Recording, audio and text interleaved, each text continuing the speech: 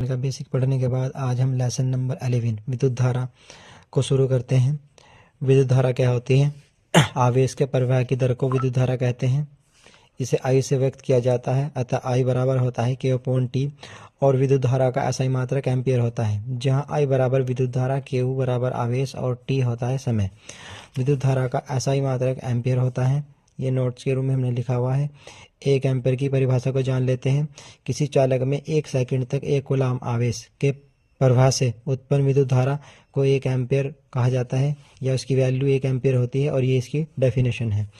किसी विद्युत बल्ब के तंतु में 0.5 एम्पियर धारा 10 मिनट तक प्रवाहित होती है। विद्युत परिपथ में प्रवाहित विद्युत आवेश की गणना कीजिए। देखो बेटा, सभी बच्चे ध्यान दें, न्यूमेरिकल को सॉल्व करने से पहले हमेशा उसे अच्छी तरीके से रीड करना है, उसके बाद ही सॉल्व करना है।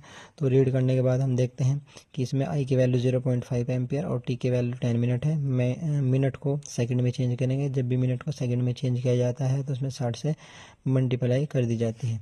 इसके बाद हमारे पास I का फॉर्मूला है Q/T और हमारे पास I और T की वैल्यू है वो यहाँ पर पुट कर दी जाएगी। पुट करने के बाद हम आगे देखते हैं। जब वैल्यू पुट की जाएगी उसके बाद यहाँ पे सॉल्व करेंगे। सॉल्व करने के बाद ये 300 कूलाम आ जाएगा।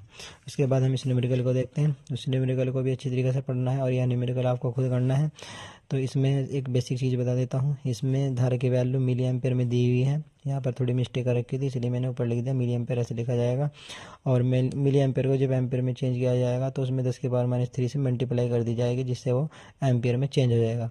जब इसे यहाँ सॉल्व करोगे तो ये सॉल्व करने के बाद कुछ 10⁻⁻1 एम्पेयर। न्यूमेरिकल को सॉल्व करने के बाद हम विभवांतर की परिभाषा देखेंगे। विभवांतर एकांक आवेश को एक बिंदु से दूसरे बिंदु तक लाने में किया गया कार्य विभवांतर कहलाता है। इसे V से प्रदर्शित किया जाता है।